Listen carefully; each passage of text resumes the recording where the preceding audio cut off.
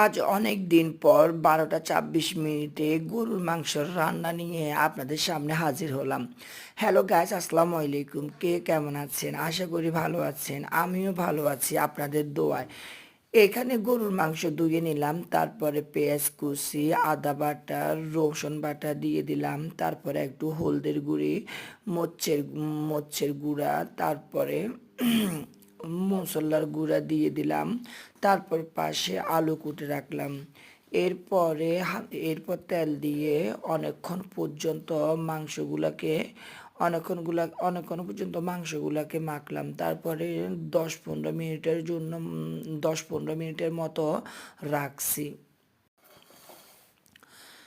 তারপর ভালো করে হাত দিয়ে অনেকক্ষণ পর্যন্ত মেরিনেট করার পরে তার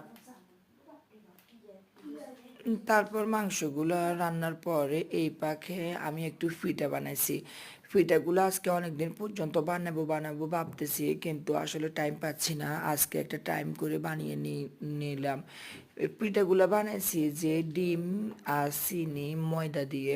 আসলে খেতে অনেক ভালো হয়েছে, ফুলছেও, দেখতেও সুন্দর লাগতেছে। তারপর মাংসগুলো চুলা দেওয়ার পরে মাংসগুলো একটু একটু করে হইতেছে। তারপর ফাইনাল লুক আপনাদেরকে দেখানোর জন্য আমি শেষ পর্যন্ত করছি। এই দেখেন ফাইনাল লুক। আসলে ক্যামেরাতে ওরকম সুন্দর আসে নাই, দেখতে আরও সুন্দর আসছে, আর খাইতে তো অসাধারণ। তো আচ্ছা, ঠিক আছে, সবাই ভালো থাকবেন।